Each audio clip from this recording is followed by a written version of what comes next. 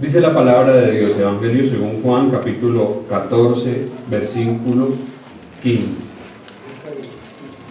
Si me amáis, guardad mis mandamientos, y yo rogaré al Padre, y os dará otro consolador para que esté con vosotros para siempre. El Espíritu de verdad, al cual el mundo no puede recibir, porque no le ve ni le conoce, pero vosotros le conocéis, porque mora con vosotros y estará en vosotros. Amén. ¿Cuántos aman a Cristo? Amén. ¿Quiénes aman a Cristo? Amén. Los creyentes. El Señor le está diciendo aquí a sus discípulos: si de verdad me aman, no lo demuestren llorando ni lamentando tras mi partida. Exprésenlo guardando mis mandamientos, cumpliendo mi voluntad cuando ya no esté. La mejor prueba de amor es obrar, no llorar. Es la obediencia y no las lágrimas. Amor sin obediencia es un sentimentalismo vano, que no sirve para nada. En el contexto hemos observado que Jesús ha descrito el lugar que ocuparían sus discípulos después de que Él regresase a la casa del Padre, al lugar celestial, y lo que iba a ocurrir con ellos como sus representantes después de Pentecostés. Recuerdan que en el contexto el Señor les había dicho que en su nombre harían obras mayores que las que Él realizó, que las hechas por Él. En otras versiones este versículo dice: si me amás, cumplirás mis mandamientos, o si me amáis, guardaréis mis mandamientos. Y podemos pensar, bueno, ¿cuáles son los mandamientos de Cristo? ¿Cuáles son los mandamientos del Señor?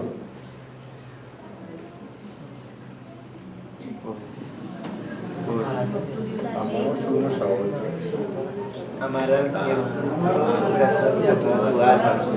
al prójimo como a ti mismo. Toda la instrucción que Él ha dado desde sus primeros sermones, como el que observamos en el Sermón de la Montaña, Mateo capítulo 5, 6 y 7, hasta los encargos finales,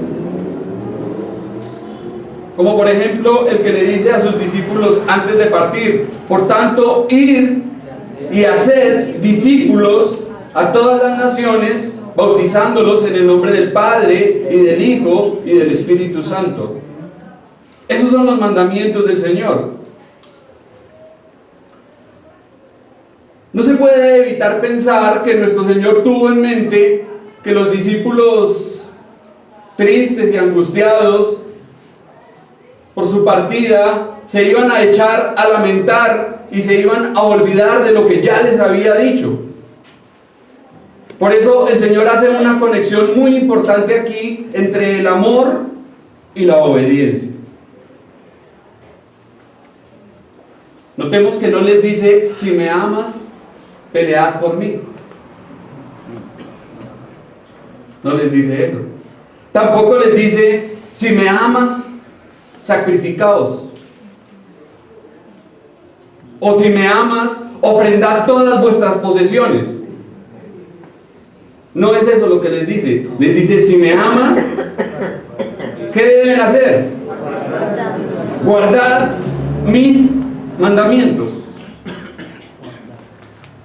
Si me aman realmente, demuéstrenlo obedeciendo continuamente.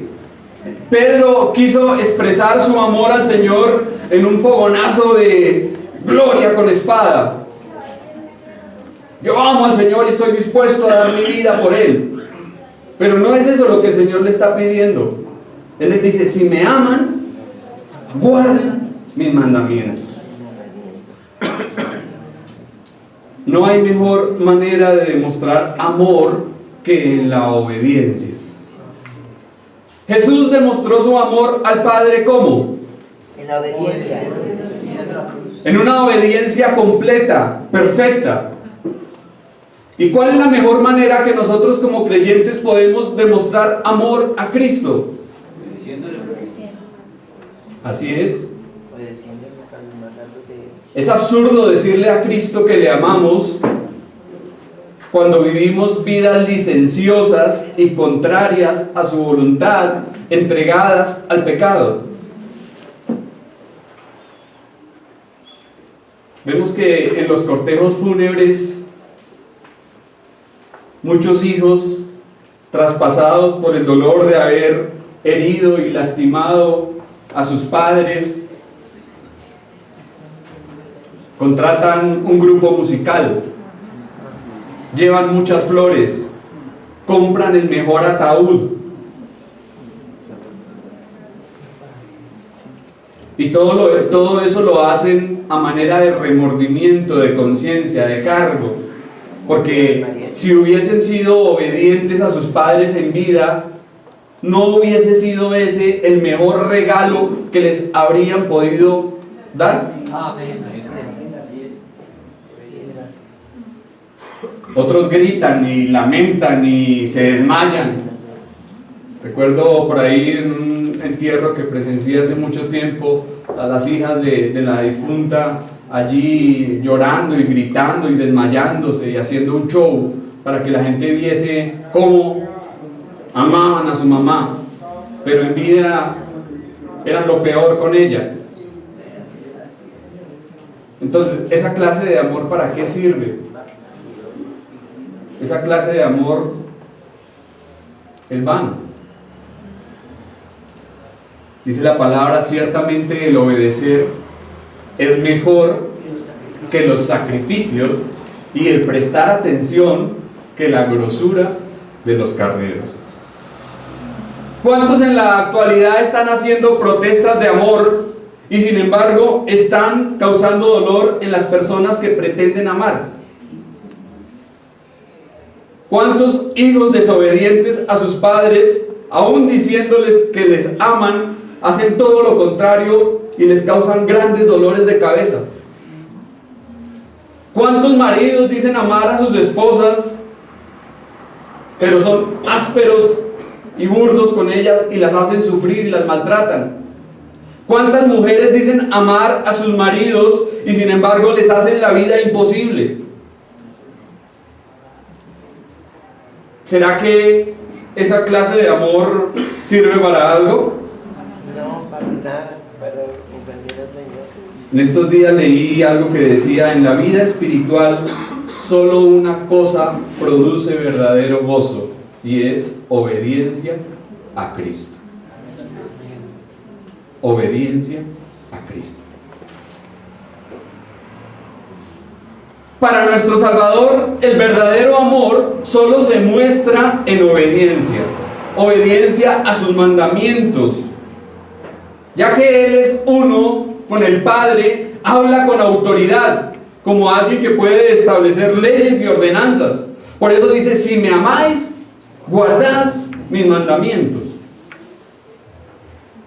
Pero hacemos un repaso y miramos cuáles han sido los mandamientos de Cristo. Oísteis que fue dicho, no matarás.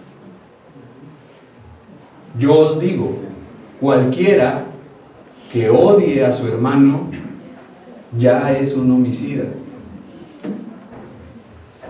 Oísteis que fue dicho, no cometerás adulterio.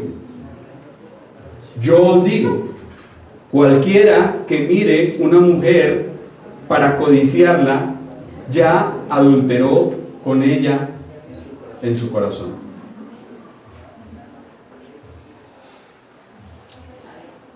Cualquiera que le diga necio o fatuo a su hermano ya quedará expuesto al infierno de fuego. Reconcíliate con tu hermano. ¿Cuántas veces has de perdonar? 70. Según la enseñanza y el mandamiento de Cristo. 70 veces siempre. Mijito, perdone hasta que se le olvide, hasta que pierda la cuenta.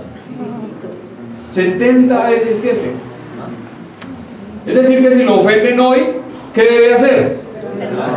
Y si lo ofenden mañana, seguir perdonando. Ese es el mandato del Señor. Amad a vuestros enemigos, bendecid a los que os ultrajan, a los que os persiguen, a los que os aborrecen y calumnian. No hagáis tesoros en la tierra. Son mandatos del Señor. No hagáis tesoros en la tierra.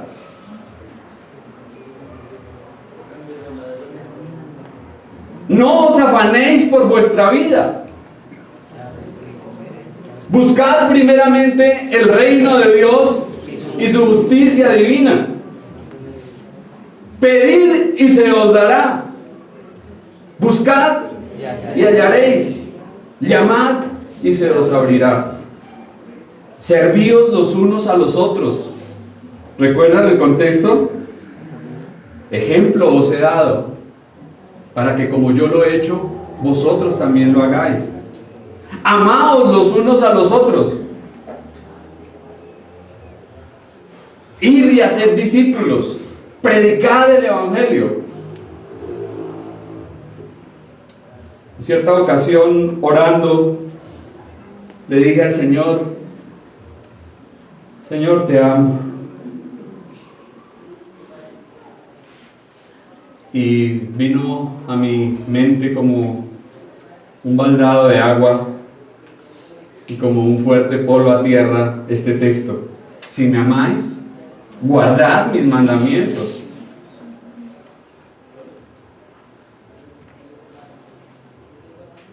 Ahorita pregunté, ¿quiénes aman al Señor? Y seguramente todos podemos levantar la mano y decir, sí, yo le amo. Pero ¿guarda sus mandamientos? ¿Está guardando sus mandamientos? Y cuando hablo de guardar, no es precisamente ir y echar la Biblia bajo llave en un cajón y decir, Señor, ya he guardado tu palabra.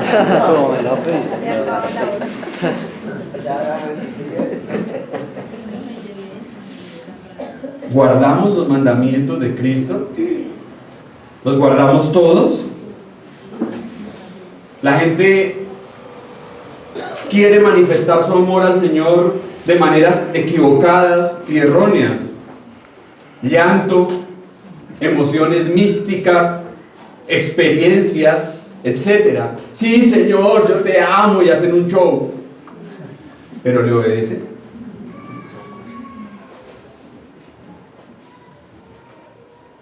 Esa es la pregunta que nos atañe.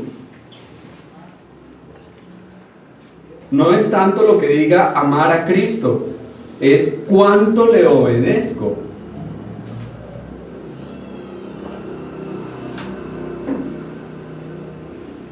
¿Recuerdan a Pedro? Señor, yo te amo. Pedro, ¿me amas? ¿De verdad me amas? Señor, te amo. Pedro, ¿de verdad me amas? Señor, tú lo sabes todo.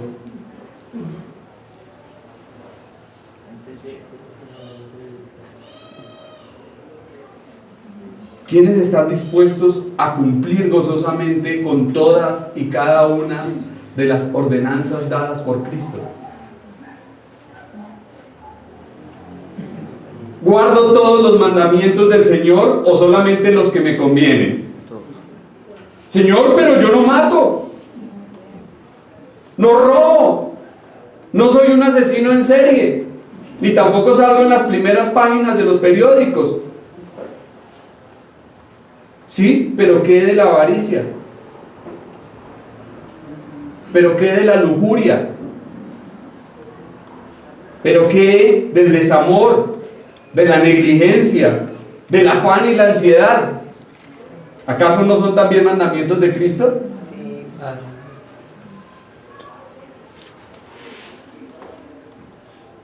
¿Qué de la falta de perdón?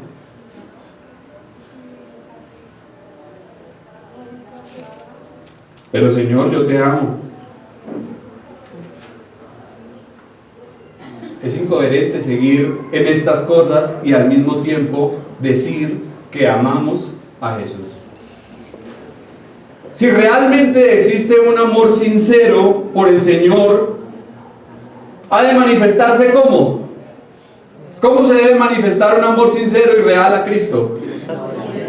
Obedeciendo sus mandamientos. Obedeciendo sus mandamientos. Por otra parte, la motivación para obedecer no es el temor, sino el amor que brota de un corazón agradecido. Es fácil decirle a Cristo te amo, pero como dice el refrán, del dicho al hecho hay mucho trecho.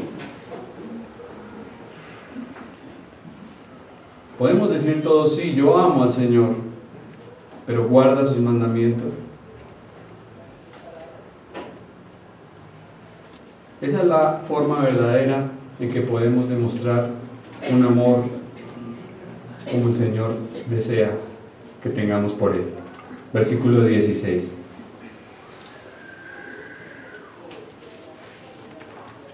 Y yo rogaré al Padre y os dará otro consolador para que esté con vosotros para siempre. Entonces, habiendo presentado la parte que le corresponde a los discípulos, Jesús promete la parte que le corresponde a Él, lo que Él hará. Dice que cuando llegue a la gloria, a la diestra del Padre, ¿qué va a hacer? ¿Qué va a hacer? ¿Qué es lo que nuestro Señor promete en el pasaje que acabamos de leer? Rogar al Padre. Rogar al Padre, ¿para qué? Para que envíe otro consolador. Esté con vosotros para siempre. Si los discípulos estaban desanimados y necesitaban razones para cobrar ánimo, nuestro Señor les ha dado una detrás de otra. Hemos podido ver en el contexto que nuestro Señor les ha dado una serie de razones para que no estén tristes, para que sus corazones no estén turbados. Les ha dicho, voy a preparar un lugar para ustedes y luego vendré y os tomaré a mí mismo para que donde yo estoy, vosotros también estéis. Les ha dicho, en la casa de mi Padre muchas moradas hay, si no hubiese sido así, os lo hubiese dicho antes. Les ha dicho, no los voy a dejar huérfanos, no los voy a dejar huérfanos, no se van a quedar solos. Aquí hace una gran promesa, y es la promesa de otro consolador que ocupará el mismo lugar de Cristo. Por consiguiente, nuestro Señor afirma, cuando vaya a la casa del Padre en el cielo, pediré que se os envíe otro amigo y ayudador para que esté con vosotros para siempre. Pronto el Señor les iba a dejar, pero iba a estar con ellos. ¿Cómo sería esto? ¿Cómo podemos entenderlo? Él se iba a ir, pero iba a estar con ellos. ¿Mandaría al consolador?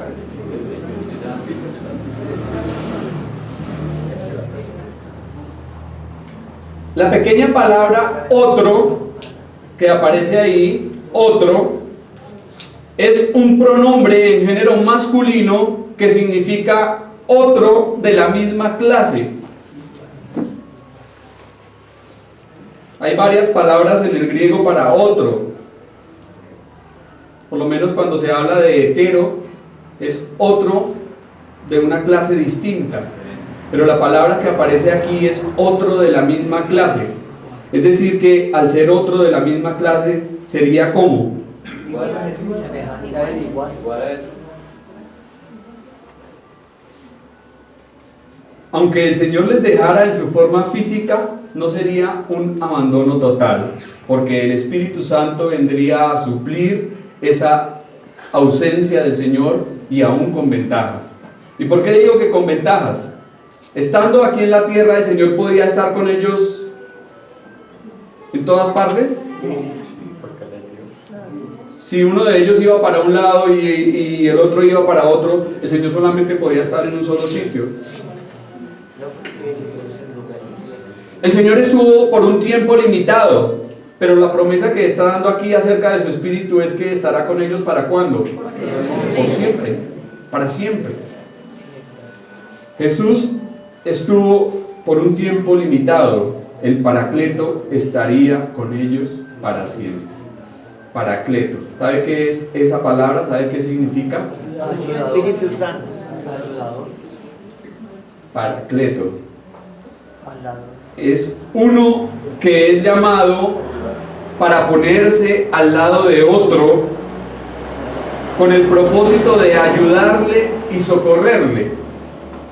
Más o menos el término que se usaba en las cortes cuando se pedía a alguien que intercediese o abogase por una persona condenada. Un abogado o defensor. Pero más que eso, el Espíritu Santo es alguien que aconseja, exhorta, aboga, consuela, conforta, fortifica, intercede, ayuda, aconseja y anima.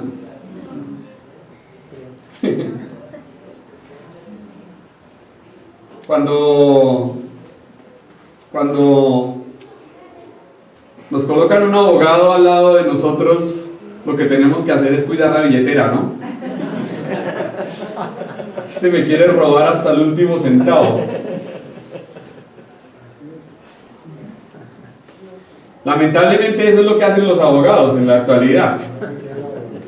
Y ellos estudian para eso. Pero aquí tenemos a un abogado que está dispuesto a lo mejor para cada uno de nosotros y para nuestro beneficio espiritual. A alguien que está dispuesto a confortarnos, ayudarnos, animarnos, exhortarnos, como ya lo dije, aconsejarnos, animarnos, guiarnos, y es el Espíritu Santo. Es el Espíritu Santo, el Espíritu de Cristo. Y dice que está por nosotros y en nosotros. ¿Cómo podemos entender esas dos preposiciones? Por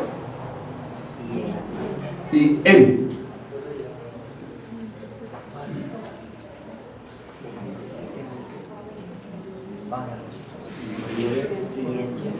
Vive en nosotros y está para nosotros. Sí, está en nosotros. La preposición en indica un lugar. Y por es para con un propósito, ¿no? Una ayuda.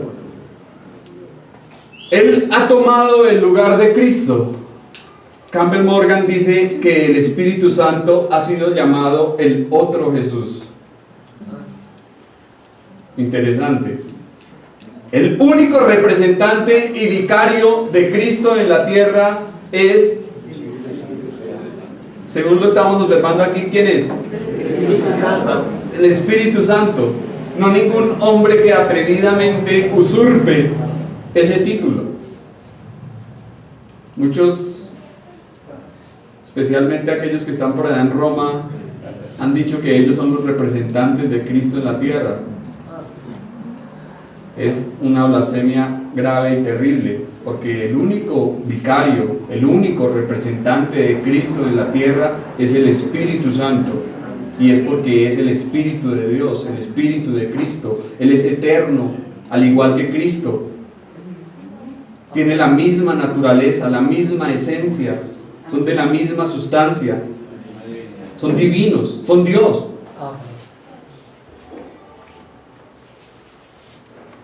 En el Antiguo Testamento el Espíritu Santo, ¿qué hacía sobre los creyentes? O sobre aquellos que eran designados para un oficio u tarea. Momentáneamente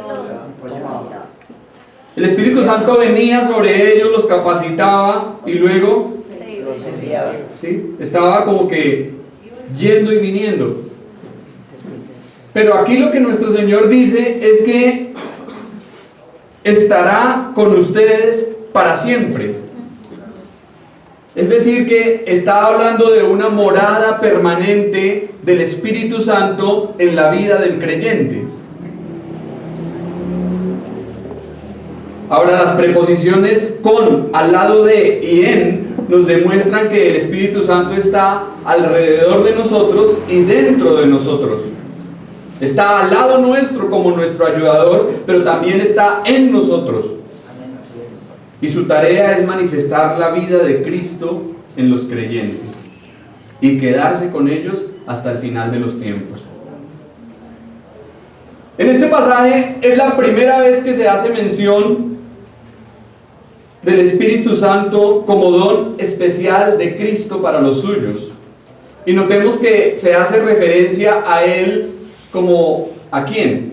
Cuando se habla de Él, como una persona. Él es un pronombre personal.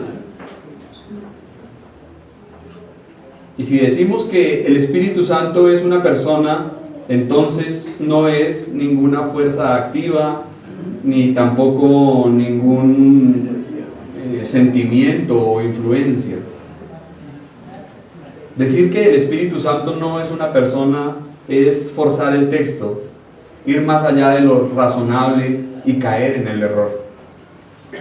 Aquí observamos claramente que es una persona, que se trata de una persona.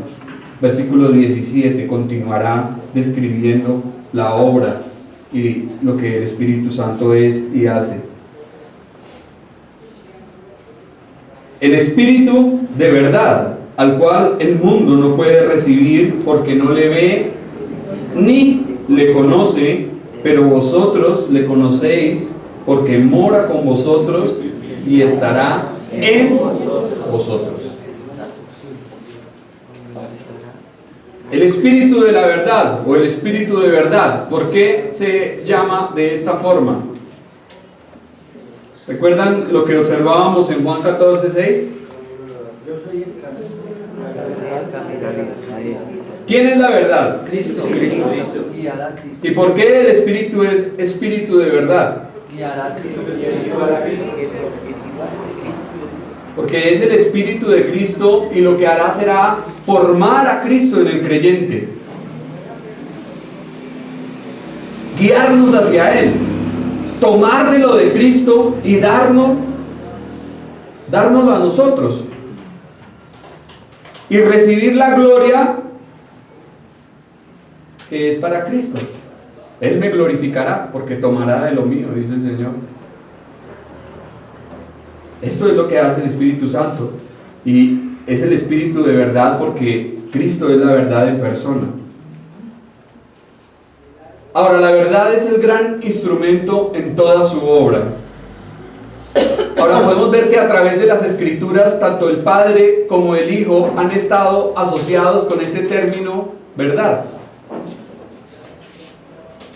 Pero es aquí, precisamente, específicamente en este pasaje, donde se asocia también al Espíritu con la verdad. Y es la verdad porque es el Espíritu de Dios y el Espíritu de Cristo y la revelación de la deidad. Sin embargo, aunque Él es Espíritu de verdad, dice que el mundo no le puede ¿qué? No le puede recibir. ¿Por qué será que el mundo no puede recibir el Espíritu de verdad? Porque no está por el pecado, No la quiere. Porque el mundo quiere basarse en lo que puede ver, en lo que puede tocar, en lo que para ellos es observable y comprobable. Y como el Espíritu es una persona espiritual, precisamente no le pueden ver, entonces no pueden creer en Él, no le pueden recibir. Ahora, un mundo tan incrédulo, tan falso, tan impío como el mundo en el que nos encontramos, no puede recibir el Espíritu de Cristo porque no cree. La única realidad que se puede ver es que el Espíritu Santo se puede recibir ¿por quiénes? ¿Quiénes pueden recibirlo? Por medio de la fe en Cristo. Aquellos que creen en el Señor pueden recibir el Espíritu Santo. Por eso dice, el mundo no le puede recibir porque no le ve ni le conoce. Y lo que el mundo no puede hacer, ustedes sí lo pueden hacer como creyentes. Y esto es conocer al divino intercesor enviado por el Padre y el Hijo. Hay una señal clara que separa a los incrédulos de los creyentes, según este pasaje. ¿Cuál es? ¿Qué tienen? Los creyentes tienen al Espíritu Santo y los incrédulos no lo tienen. No lo tienen. La presencia del Espíritu es la verdadera línea divisoria entre los malos y los piadosos.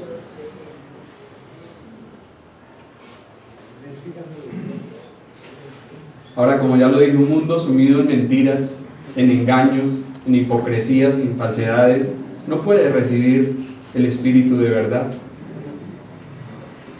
No le ve ni le conoce.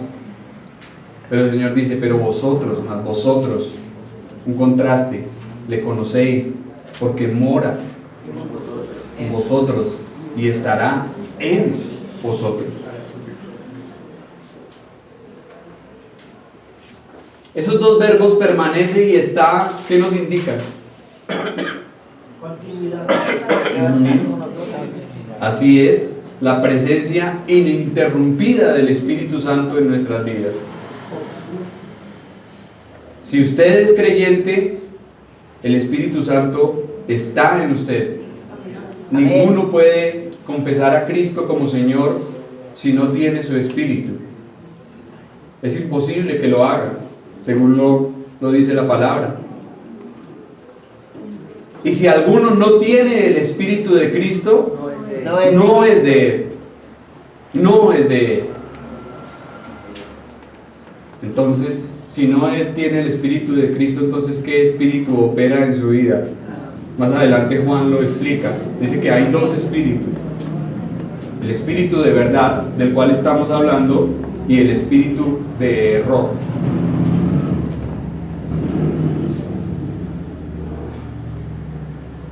¿Y en quiénes opera el espíritu de error? Los que no son creyentes. En los del mundo, en los incrédulos, en la gente de afuera, en los que no tienen el espíritu de la verdad. En ellos está el espíritu de error. Por eso dice el apóstol también, dice, hablan del mundo y el mundo los oye. Usted ve que hay muchos que aún llamándose pastores y apóstoles y profetas y patriarcas y bueno, doctores y reverendos, están hablando en el púlpito más del mundo que de Dios. Y como las personas que van a estas grandiosas iglesias están llenas de mundo, entonces les escuchan y les halagan y les gusta que les hablen del mundo. ¿Sí? Pero el que está en el espíritu de la verdad debe hablar, ¿qué cosa? La verdad. La verdad. La verdad. Ni más ni menos, la verdad.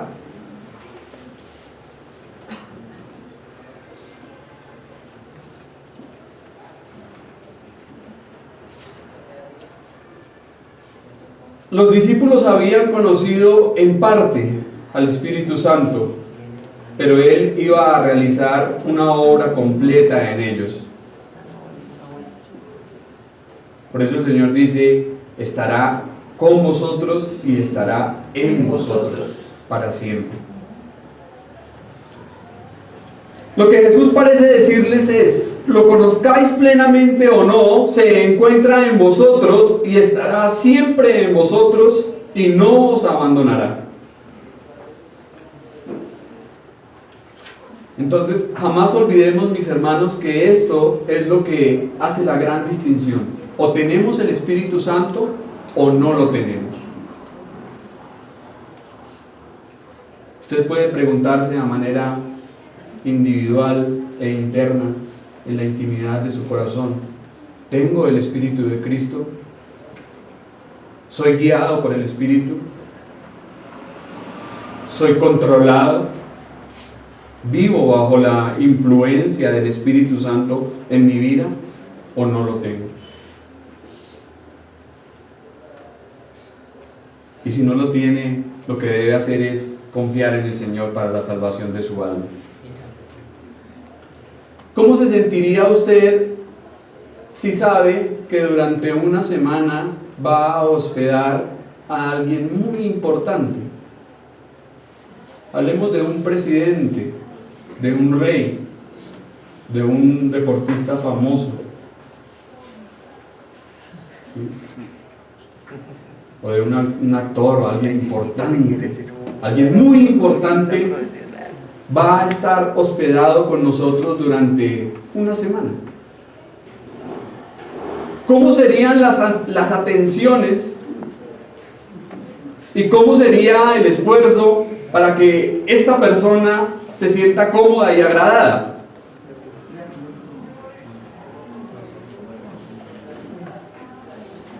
Seguramente sacaríamos lo mejor que tenemos, nos portaríamos todos lo más de bien, haciendo todo para que la persona se sienta lo mejor posible. Entonces podemos preguntarnos, si ya sabemos que el Espíritu Santo de Dios mora en nosotros, no una semana, sino para siempre, ¿cómo estamos portándonos frente a esta verdad? ¿Cómo estamos tratando a este divino anfitrión? ¿Cómo le hacemos sentir? ¿Qué miramos? ¿Qué hablamos? ¿Cuáles son nuestras actitudes? Sabiendo que el Espíritu Santo está en nosotros. Por eso dice la palabra: no contristéis el Espíritu Santo de Dios, con el cual fuisteis sellados para el día de la redención. ¿Cómo nos comportamos frente a esta verdad, mi hermano?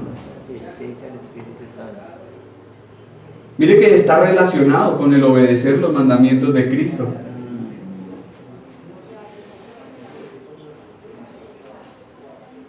¿Hacemos sentir que el Espíritu Santo esté agradado en nosotros? ¿Que se sienta cómodo, a gusto? ¿O tenemos actitudes que le ofenden, que le contristan y que le apagan?